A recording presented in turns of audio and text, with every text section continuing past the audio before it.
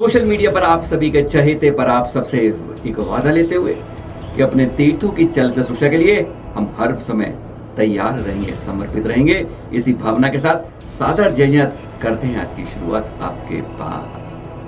चतुर्थी का दिन है, 16 कारण का चौथा दिन है, पर आज सुबह सुबह बात कर रहे हैं आपसे कि हम सम्मेद शिखर जी के लिए कितना अपने को समर्पित करते हैं। 12 साल बाद सुनवाई हो रही है।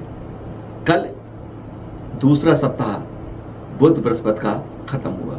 अभी श्वेतांबर बंधु अपने तर्क दे रहे हैं कि इस टोक का, शिखर जी का हमें पूरा प्रबंधन मिल जाए, मैनेजमेंट हम 100 साल से कर रहे हैं। यही भावना भाई है। अरे अब तक आपने अपने लिए, अपने पड़ोसी के लिए, अपने परिजनों के लिए, आने वालों के लिए अपने भगवान से बहुत कुछ मांगा है।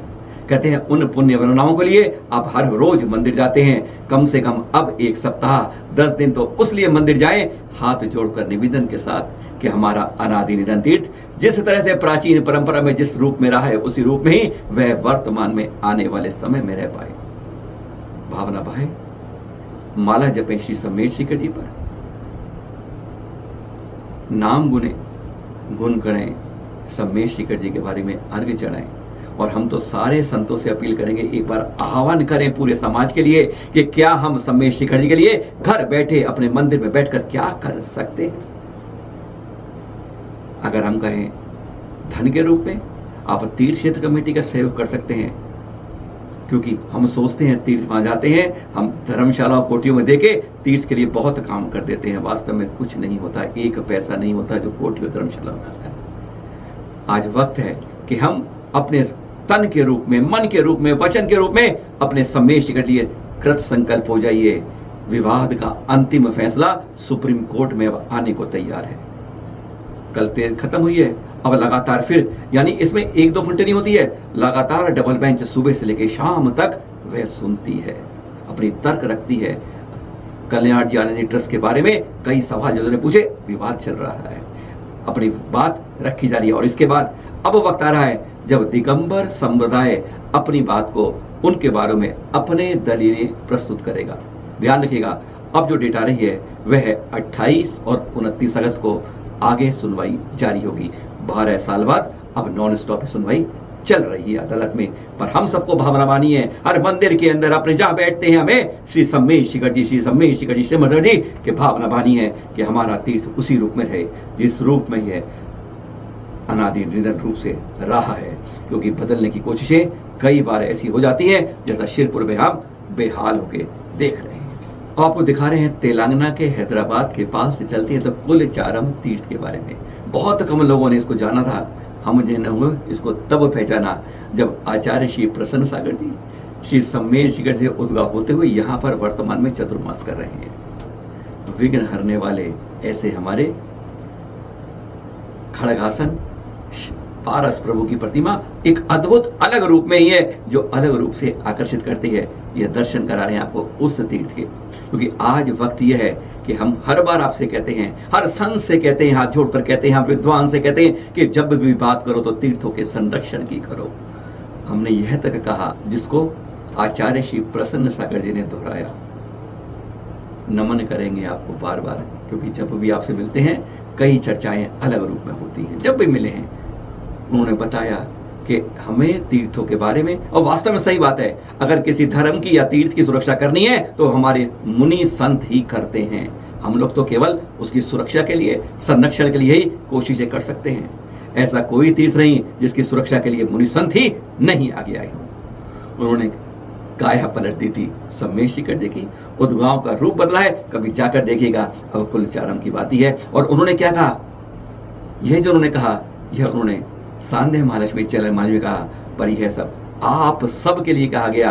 किसी एक नाम पे मत जाइएगा, अपने अपने को फख्र करिएगा कि आप लोग तीर्थ की सुरक्षा में हमारा सहयोग देते हैं। सुनिए उन्होंने क्या कहा था 2 दिन पहले। हमारे सांध्य लक्ष्मी श्री शरद जी दिल्ली से जो पेपर निकालते हैं, और वाकई में हमेशा बोलता हूँ उस बात को कि हमारे देश में पहले डॉक्टर नेमीचंद जी थे जो लिखने में बहुत सशक्त थे।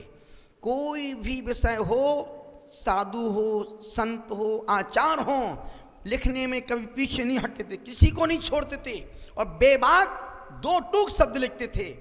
वो गए, उसके बाद लिखना शुरू किया डॉक्टर चिरंजी लाल जी बगल ने। वो भी निर्भीकता के साथ, बिना लोभ लालच के, जहां अच्छा कलम खोल के लिखते थे और जहां कुछ विकृतियां बुराई कलम खोल के लिखते थे। उन वो साइलेंट हुए, अब हमारे बीच में चल रहे, अभी करंट में चल रहे हैं, अच्छाइयों को प्रकाशित करने वाले, बुराइयों को दूर करने वाले श्री शरद जी, शांत लक्ष्मी पेपर के जो मालिक कहो, संवाददाता कहो, और जिनका अभी एक ही फोकस चल रहा है, संपूर्ण तीर्थ क्षेत्रों की संरक्षण कैसे किया जाए। और मैं सोचता हूं, जितना मैं सुनता हूं, जितना मैं देखता हूं, कि जितना वो इन तीर्थ क्षेत्रों के लिए चिंतित हैं, यदि कमेटियां समितियां उतनी चिंतित हो जाएं और उनकी विचारों को यदि फॉलो करें, तो आने वाले समय में एक भी दिगंबर क्षेत्र दूसरों के हाथ में नहीं जा सकते हैं। जैसा कि वो हमेशा अपने वक्तव्य में, अपनी संपादकीय में लिखते रहते, बोलते रहते हैं, यदि दिगंबर साधु संत प्रत्येक क्षेत्र पर एक एक संघ, एक एक साधु चतुर्मास करने का विचार धारणा बना ले, तो हमारे भारत देश के संपूर्ण अधमरे क्षेत्र फिर से करंट में जिंदा हो सकते हैं। पर जिन साधुओं को पब्लिक चाहिए, प्रोजेक्ट चाहिए, पंडाल चाहिए, उनको कहाँ तीर्थ क्षेत्र रास आते हैं। और आज की प्रभावना, जो क्षेत्रों पर धर्म साधुओं की प्रभावना हो सकती है, क्षेत्रों पर चतुर्मास करने से प्रभावना होती है, क्षेत्र का विकास होता है और नए नए यात्रियों को क्षेत्र के दर्शन करने का सौभाग्य मिलता है। तो मैं सोचता हूं कि शरद जी जो मुहिम को लेकर चल रहे हैं, मैं उनकी उस मुहिम का, मैं उनकी उस भावनाओं का समादर सम्मान करता हूं। मुनि धर्म की रक्षा मुनियों से, तीर्थों की रक्षा श्रावक नहीं, मुनि राज करते। श्रावक तो संरक्षण करते हैं, देख रेख करते हैं। एक भी श्रावक बतला दे किसी श्रावक ने कोई तीर्थ बनाया हो, एक भी तीर्थ पर, तीर्थों पर, जिस तीर्थों पर संत विराजमान हो जाते हैं, वो तीर्थ शिखर की ऊंचाइयों पर पहुंच जाते हैं। इसलिए शांत लक्ष्मी वाले श्री शरद जी संपादक हमेशा बोलते हैं साधु संतों से, और बड़ी विनम्रता के साथ बोलते हैं कि अब साधु संतों को अपने चतुर्मास समाज की बजाय उन तीर्थ क्षेत्रों पर करना चाहिए जो तीर्थ क्षेत्र आधे अधमरे अधूरे पड़े हैं, और चतुर्मास संत करता है। खजुराहो जहाँ हो रहा है इस समय चतुर्मास, गुरुवर आचार्य समय सागर जी का और उनके साथ संगत। अब वो मालूम खजुराहो की खास बात क्यों कह रहे हैं भैया, यहाँ पर अधिकांश जो पर्यटक आते हैं विदेशों से आते हैं, उस कलाकृतियों को देखने के लिए, मूर्ति कला को देखने के लिए आते हैं। पर जब वह आते हैं तो वह पहुंच जाते हैं आचार्य श्री के चरणों में, मांसाहार खाते हैं, मदिरा पीते हैं, और उनके बारे में जब यहाँ उनकी चर्या देखते हैं, और विशेषकर मुनि श्री निर्लेप सागर जी उनको समझाते हैं कि आज मधु मांस से क्या हो रहा है, इस मदिरा से क्या हो रहा है, इसके बारे में आज आप नहीं जानते हैं।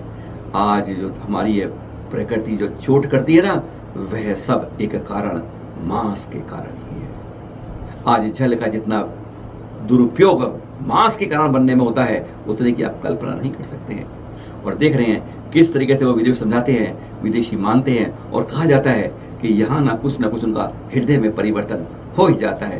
कहते हैं ना, करत करत अभ्यास के जन्मति हो सजान, तो बस रस्सी पर निशान पड़ ही जाता है। बस प्रयास की समझाने की जरूरत है। और जब ऐसी चर्या देखते हैं तो सचमुच विदेशी लोग आकर यहाँ पर दंग रह जाते हैं। कुंथुगिरी में गणाचार्य कुंतु सागर जी विराजमान है, मालूम है, ब्रह्मचारी अनुभव भैया जी, जिनकी अभी परसों शुल्लक दीक्षा हुई गणाचार्य के द्वारा, और अब नाम हो गया है शुल्लक आर्यानंदी जी।